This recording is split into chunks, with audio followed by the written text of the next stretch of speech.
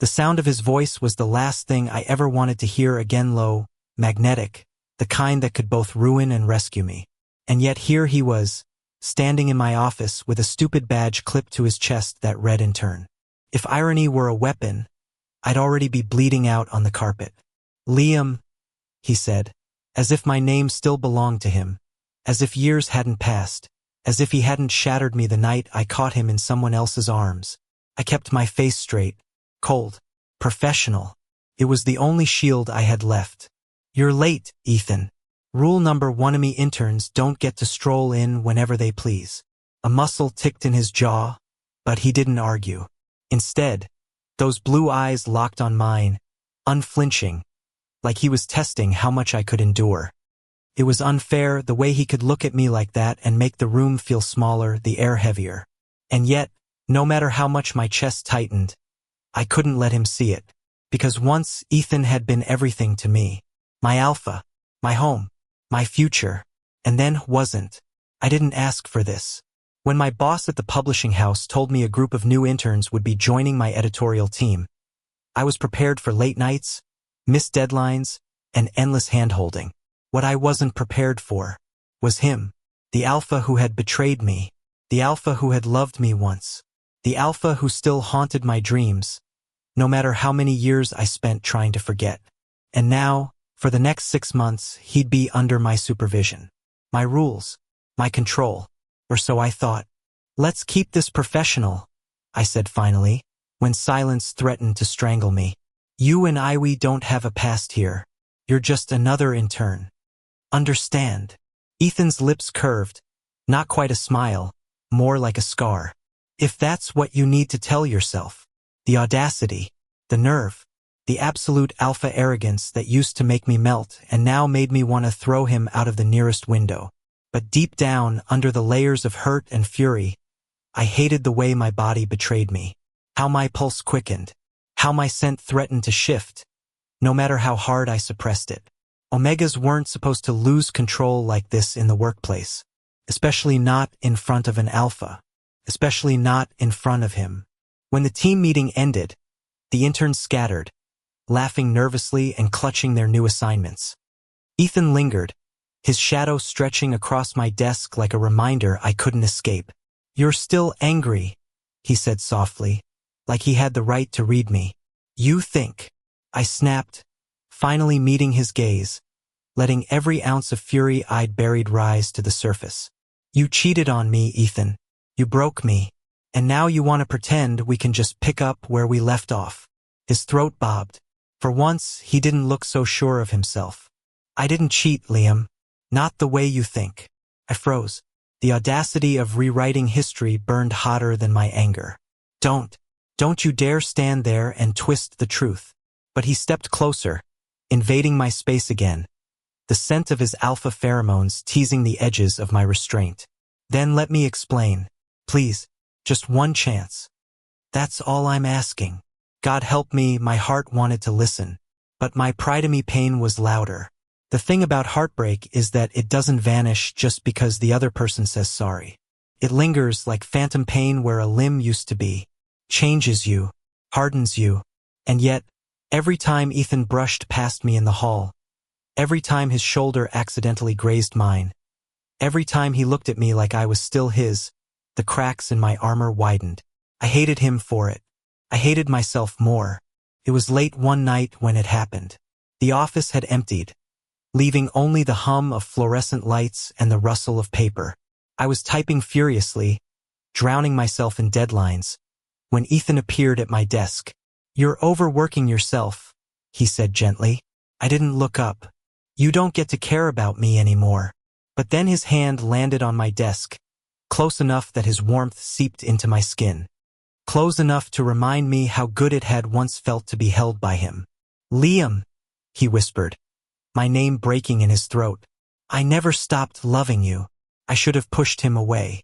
I should have told him to get out. Instead, I felt my walls tremble. Because the truth was, despite everything, neither had I. The night of the book launch was supposed to be my victory. After months of stress, sleepless nights, and endless revisions, I was finally standing in front of a crowd that would celebrate my work. The publishing house sparkled with banners, champagne, and polite laughter. Cameras flashed, hands shook, and the world applauded. And yet me eyes kept searching for one face. Ethan's. He stood at the back of the room, half in shadow. His gaze locked on me like I was the only person who existed. His presence was a storm at the edges of my composure, his alpha pheromones humming faintly even in the crowd. And when the speeches ended, when the applause quieted, he moved toward me. I should have walked away, but I didn't.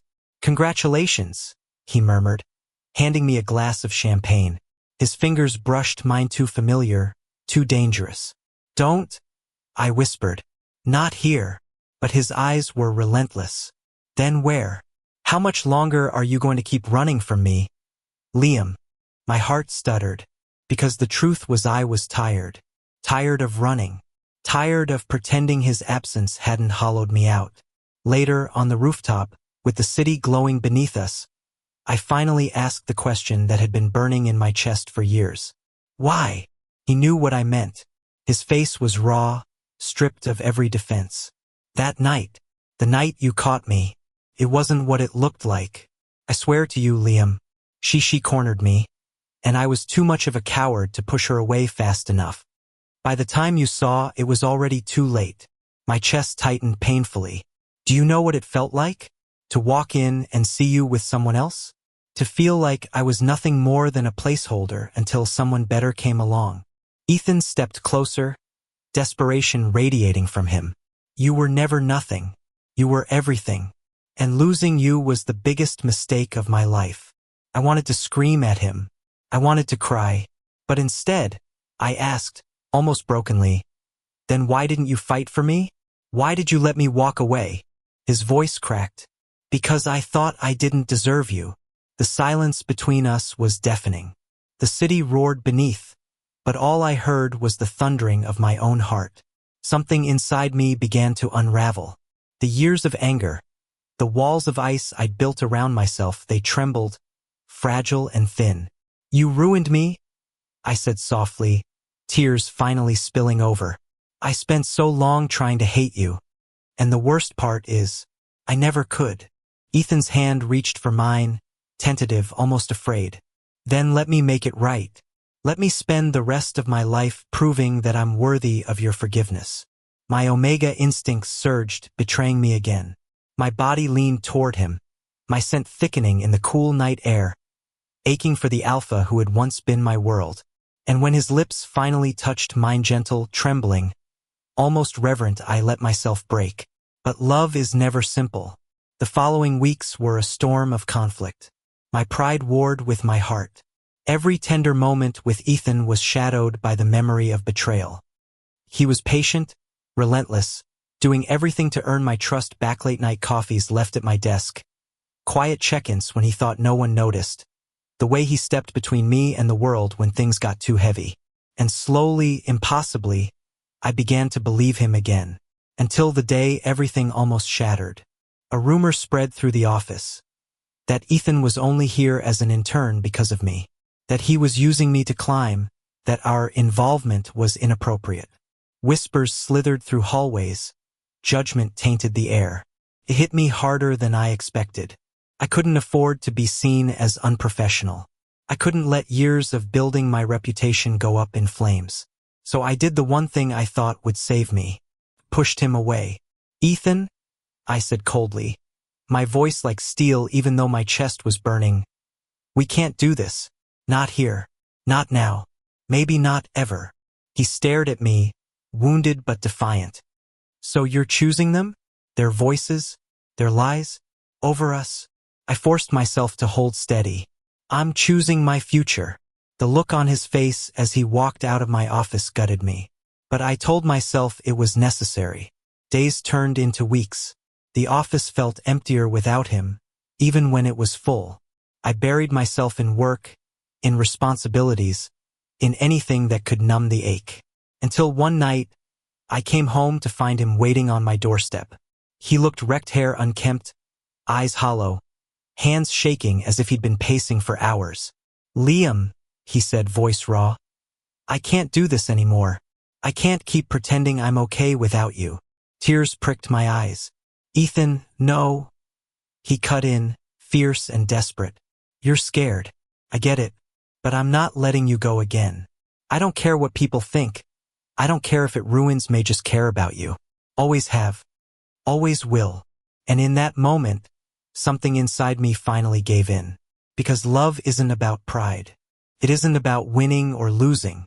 It's about choosing each other again and again, even when it's terrifying. The next morning, when I walked into the office with Ethan by my side, whispers followed us. But for the first time, I didn't care. I met every stare head-on, my hand brushing against his like a quiet declaration. He's mine. And as weeks passed, the whispers faded. Work spoke louder than gossip. Our success silenced every critic. More importantly, I learned something about forgiveness. It wasn't about erasing the past, it was about choosing the future. Together. Months later, when the internship ended, Ethan stood in front of me with a nervous smile. So, boss, he teased, any chance you'll hire me full-time? I rolled my eyes, but my heart was already full. You're insufferable, you know that? He leaned down, kissing me softly, tenderly, as if we had all the time in the world. Yeah, but you love me anyway. And he was right, because after everything, the heartbreak, the betrayal, the endless nights of doubt, we had found our way back to each other. Not perfect, not without scars, but real. And that was enough. On a quiet Sunday morning, sunlight spilling into our apartment, Ethan wrapped his arms around me from behind as I poured coffee. You know, he murmured against my neck, I used to dream about this. Just ordinary. Together. I smiled, leaning into him, my chest warm. Dreams do come true sometimes. His lips brushed my ear. Not dreams. Choices. And as I turned in his arms, kissing him deeply, I knew no matter what the world threw at us, no matter how imperfect we were this time, I wasn't letting go. Because love, when it survives the fire, is unbreakable. And ours had survived it all. Thank you for listening. Don't forget to like and subscribe to stay updated with the latest videos.